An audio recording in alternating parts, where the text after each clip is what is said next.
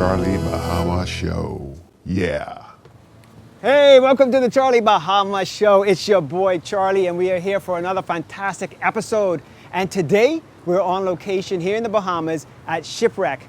And you may know this from Where in the World is Wally? This was the last place we saw Wally, okay? So maybe we're gonna be finding him somewhere around here. I don't know, but we're gonna have all the stars and even some of the crew from Where in the World is Wally. Maybe they can give an insight, and of course we'll have the director as well. Maybe he'll give us an insight. So right now you have seen the full episode, the full season 1 on our TV, so you may know where Wally is, or at least have an indication. But we're gonna talk, do a wrap up to talk with all the stars and the director to maybe get a little more insight, and also maybe a little tip on what's happening in season 2. Where's my butler, man? By now he should be giving me a drink or something, man. Hey, thank you. Yeah, it's Wally. I think we found Wally. Oh my gosh. Wow. You gotta come on back. That's Wally. The Charlie Bahama Show will be right back.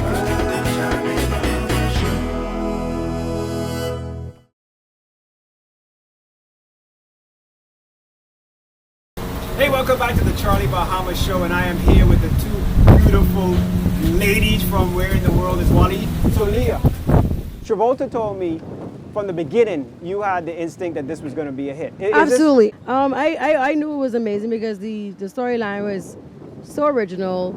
I mean, maybe the concept is not original, but it's the first time it's been done in the Bahamian light, right, and being done in the way it has been done, and the production I think is stellar. So.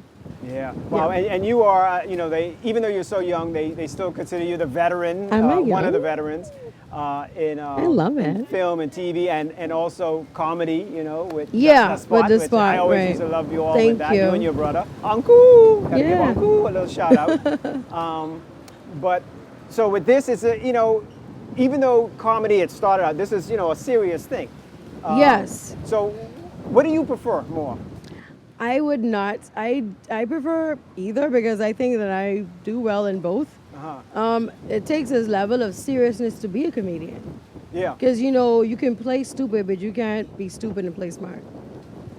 You can be smart and play stupid. You can't be stupid and play smart. You can't do that. So I imagine that there's a lot of science to art and a lot of art to science. There's a lot of drama to comedy, a lot of comedy to drama, if you want to look at it like that. Like when Jason stabs someone in the face, I'm like, that's hilarious.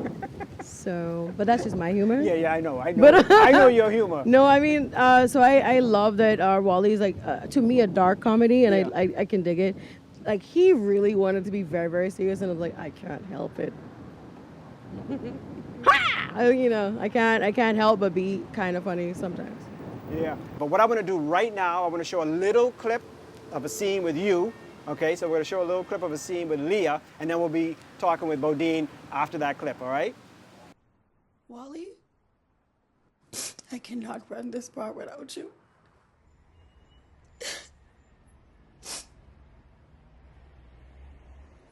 I think I might lose it.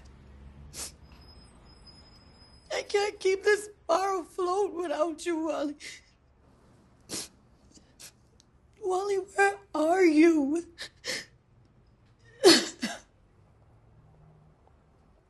I can't run this bar by myself. Where are you?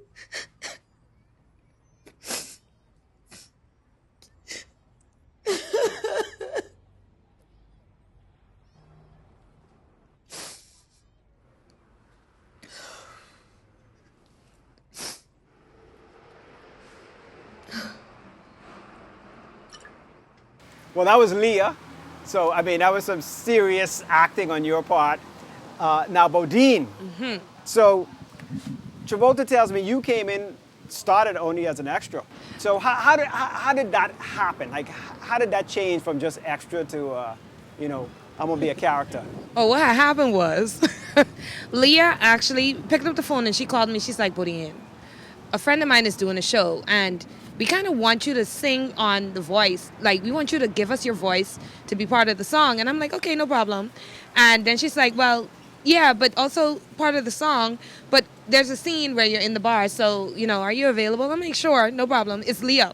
I called Leah a million times. She has been a galling character in my stage plays. You know, I do what I want to be a biannual kind of show called Party in Paradise, and I have a stage play called The Golden Bride. So Leah has showed up and shown out. So if Leah calls me for a favor, I'm there.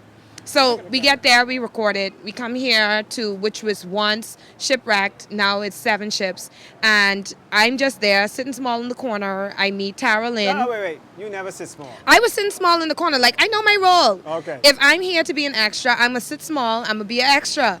But in reviewing the footage, Travolta says, oh my goodness, there's something strange about this girl. I really, really like her. He tells me that all the time. And I just ended up being he wrote an entire character for me. Yeah. I was very humbled and honored by that because I've done stage for musicals. I've done stage for the Dundas with James Catlin and Friends. I've never done stage for a series on television, especially a series like this. Mm-hmm. So for me, that was surreal. I was very humbled. Wow. I was kind of jealous. I was already in it. I only bought her to be one extra now. No, it wasn't. No, it definitely was not about that. It was just like, whatever. I mean, she's amazing. She is. She's amazing. That's all I have to say. Yeah, because a lot of folks out there know you as, an amazing singer. So everybody knows Bodine, Bodine Victoria. I tell people I'm an entertainer. I never say singer. Okay. Because when I get on stage, I know people want me to sing. Mm-hmm. Sometimes I just get up there and tell jokes with music. Oh. And it depends on the feeling of the crowd, what it is that they are giving me, their energy. Being a host by profession in some past life, you get to read the crowd and know what they want. Being part of Where in the World is Wally is a little bit different, though. I don't automatically get feedback from the crowd until they see an episode. I'm also memorizing more lines, which I'm not the best at. But being in the production has kind of stretched my ability to retain lines, to deliver them, and also given me the opportunity to do something I've always wanted to do, which is entertain in a different way. So my character, I love her. She's a boss. I never know what Rovella's up to until I get the script. I never know. Sometimes Travolta says, okay, Bodine, today we're going to do this, or he would bounce a concept off of me, and then he would kind of get some feedback. But I never know what this gal could do until I actually see the script. I'm like, oh, wow. Oh, today we're blackmailing someone? Okay, no problem. I'll put on my blackmailing shoes. Let's get to work. It's fun. Well, what we're going to do right now, and then we'll go to a break after, we're going to show a scene with Bodine and see some of her mysterious ways, all right? And then we'll be right back with more of the cast and stars from Where in the World is Wally. Was his call to adventure and his leap of faith into a life of faith. Why so scared, Pastor Dean? Looks like you saw a ghost. Is that what you are? A ghost? No. But that experience you had in your teenage years, when you saw that woman in white walking through the woods, now she was a real ghost. Amazing the things that lead people to ministry. What do you want? You know what I want. But I did what you asked. I told her to take her journey. But why? Don't matter. She will never find him. You know where Wally is? How about you focus on your own problems, Alfred? Follow Charlie Bahama on YouTube, Facebook, Instagram, or Twitter, or go to charliebahama.com.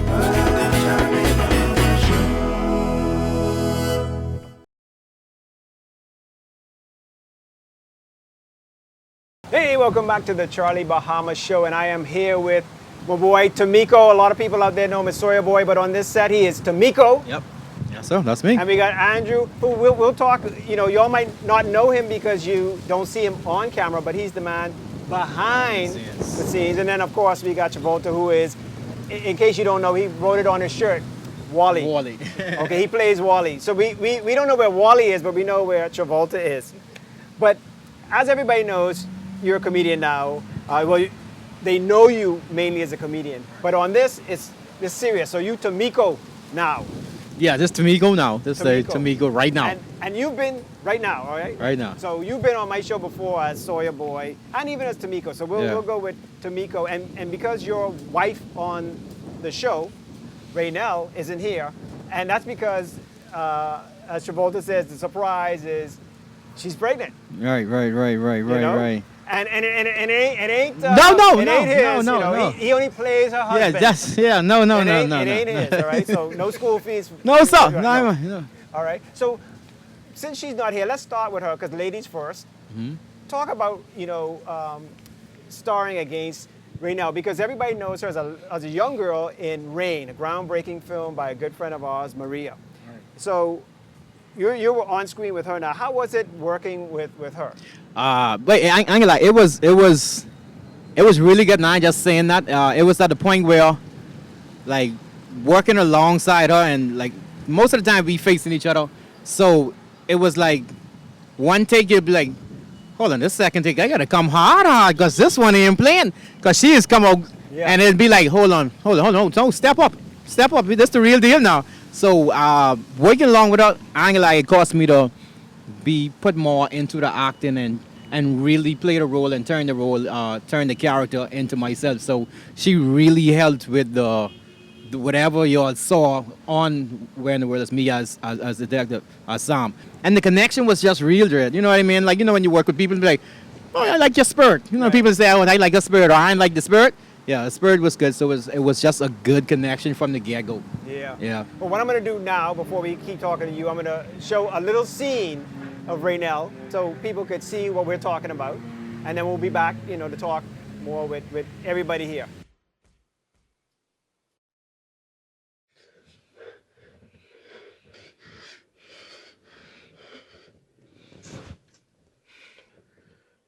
Wally again?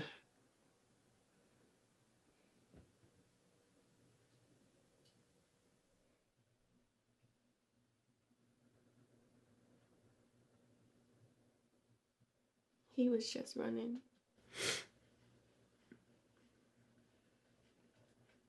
He was just there running from bar to bar. And this large shadow was chasing him.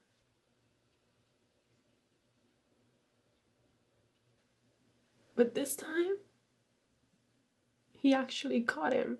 Well, that was Raynell doing her thing. So I see what you're saying, because in that scene, she really put it down. Now, we're going to, I think we're going to show people yours, because they always, like, you're funny like that, jokey. And when we did that show, me and you, before we did that little, the COVID fight, yeah. It was funny, man, and you're naturally a funny person, but as Travolta even told me before, like, you really brought it on yourself. I mean, you really brought, the serious side to this acting role, which Travolta says, and we don't need to hear from him. Right.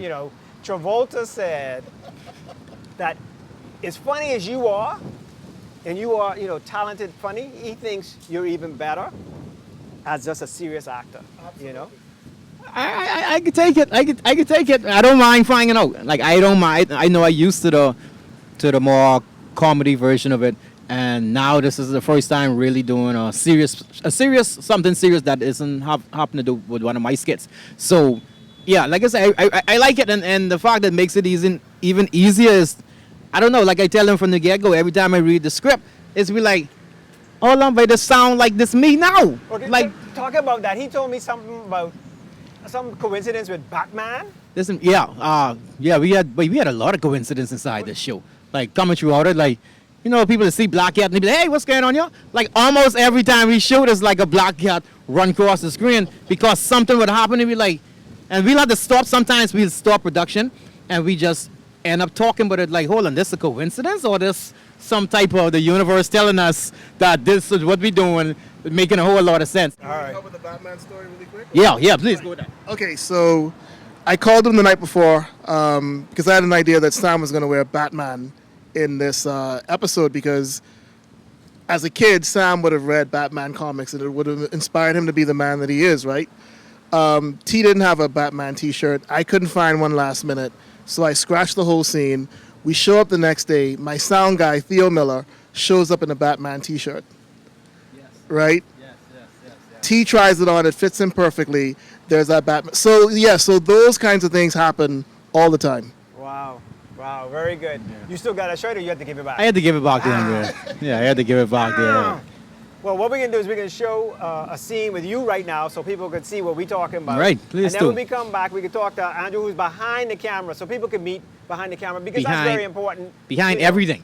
Yeah, not just camera, behind everything. Behind the camera and everything. Even craft services. Anyway, let's see a little bit of Tomiko on screen, all right? Chief, with all due respect to your wife and her I've been married for 30 years. I wouldn't be where I am without her. I don't see how any of this helps with the case. Isn't this real life and not some episode of the X-Files, Chief? And with all due respect, only a rookie detective, one bred in this cyber generation, would say such a thing. What do you know about who we are as a people? This place we call home. These islands where we live. If most knew, they'd probably stay at home at night.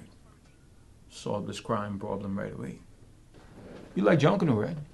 I love it, Chief. And why we just march down our main street every year on Christmas night? Yes, the music, the culture, the prize money.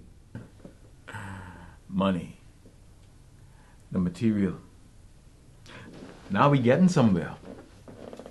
So you think you have it all figured out? A lot of it. So Andrew, we saw Tomiko on screen. Yep. So, but you the man behind that camera to make sure they look good. Yep. But Travolta tells me also it's more than just the camera. So tell me a little bit about working on this show for you. Well, so working in production, in the Bahamas in general, you tend to have to wear many hats. So there's times where I've been an editor on the show. There's times where I've been a sound guy, camera guy, grip, you name it. I've probably done it behind the scenes. So I mean, and that's one of the great things about working in production in the Bahamas in general. You get to see everything from multiple perspectives. So you get to develop your knowledge base a lot more. Now, so Travolta, you wanted to add something to that also? Yeah, just how remarkable it is, like it's when I first came home in 2009, you had like the Marias and the Kareems doing movies, doing what I'm doing now, and you had to import a crew, right? You had to import a crew from America, from Europe, sound person from North Carolina, camera person from New York, and now we're in a space some 10 years later where we actually have our own crews, and I just thought that was important to mention. Like Andrew is a big part of that, and he's really humble, but he comes under Jackson Petit, who's also on our production, and Wally is 100% Bahamian in every sense of the word. Yeah, I appreciate that because I've been in the business for a long time, and sometimes I get a little upset with Ministry of Tourism and all these people be bringing in people from foreign. When I do my stuff, it's probably 95% Bahamian, 5% from outside, depending on if it isn't filled here. Which means what you're going to see on screen is going to be more Bahamian because everybody's Bahamian print is on it, even down to Andrew. Yeah. All right, well, very good, very good. So what we're going to do, we're going to go to another commercial, and then we'll be back to see some more of the folks from Where in the World is Wally? The Charlie Bahama Show will be right back.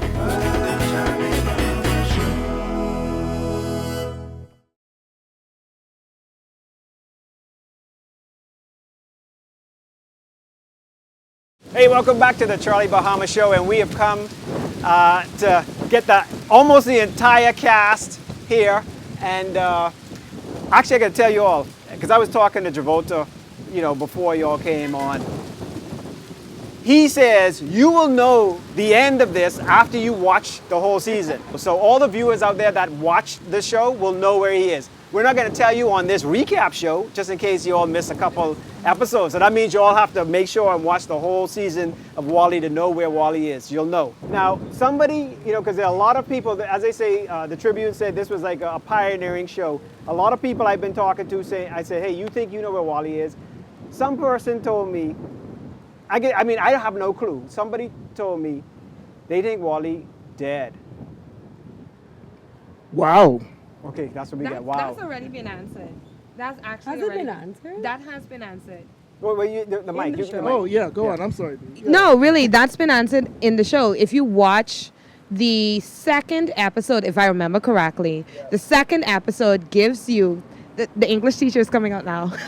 The second episode actually explains what condition Wally is in. Yes. So you got to go back and watch the second episode. And that's just it, right? Like, I think we have this Netflix viewing audience now where people want to binge it. And Wally is this show that has evolved over a year and a half because of pandemics and so forth and so on. So panoramics. So people have missed episodes. And that's crazy if you miss an episode in a mystery show because every episode is a piece of the puzzle. So what I would suggest is I believe cable is going to play them in succession once they have all 10. Right. And people could be able to just watch it back to back. And like Bodine said, get all the little bits because, you know, it's been a crazy time, pandemics, and so people miss episodes. Yeah. But yeah, it's definitely a puzzle. It's a mystery show. That's why I'm not gonna give it away on this show because then they have to go back and see it. I ain't even tell you all. We don't even know. Yeah. No, we so, still don't know. Yeah, We know what condition he in, but we know where he is. where he is. Yeah, where is he? So then, what this show is also teasing for the next season. So, at least can you give us a little bit of a hint? What's gonna give them to? Because I'm sure they don't know what are they gonna be having to do in the next season. The next season is definitely darker. It's Bahamian folklore, which is what Wally is. You know, it's and the last episode of season 1 is called The Garland Bride, which much of was inspired by Bodine in our conversations. And there's sort of a transition that takes us into this darker place of not just folklore, but Bahamian society in general. We're going to introduce this island, this mysterious island in the Bahamas where a lot of shady things are happening. And I can reveal that. But, and that's going to play into your character, you know, as a detective and how that leads into you doing your thing. Yeah, it's definitely more fun or funner, I think. Yeah, I think The English teacher is. I You get an F. I'm here for fun. and because we took so many lessons from Wally, season 1, because this was a lesson for all of us, for cable, for our production, for them. This hasn't really been done before, right? Like this global Bahamian show is like so ambitious.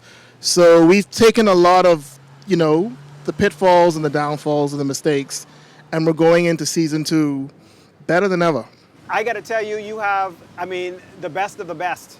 You know, 100%. Yeah. You know, 100%. And you know, you talked about how the Tribune said it was a pioneering show, and somebody asked me this, it's like, why was Wally pioneering? And I'm like, well, look around me, like, yeah, pioneering, Rennell, like Rennell, yeah. pioneering energy. You know, Jackson and Andrew and all these people behind the scenes. So Wally was really a product of time, like the Bahamian industry as we know it matured and produced something like Wally. Yeah. I thank you all for being here and, looking forward to next season. All right. And I'm sure you guys are looking forward to next season also. Where in the world is Wally? All right. So if you haven't seen all the episodes, go back and view them. All right. On our TV. All right. We'll be right back after this. Follow Charlie Bahama on YouTube, Facebook, Instagram, or Twitter, or go to charliebahama.com.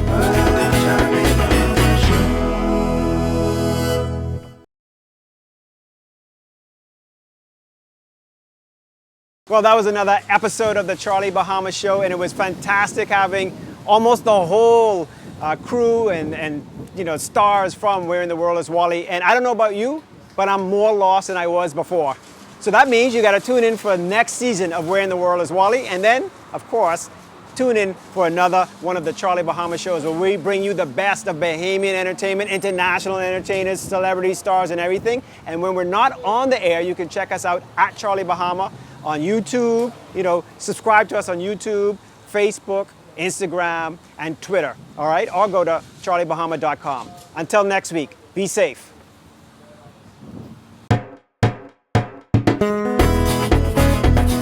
Charlie Bahama Show. Charlie Bahama Show. Charlie Bahama Show.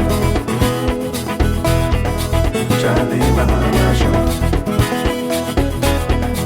Charlie Bahama Show. Charlie Bahama Show. Charlie Bahama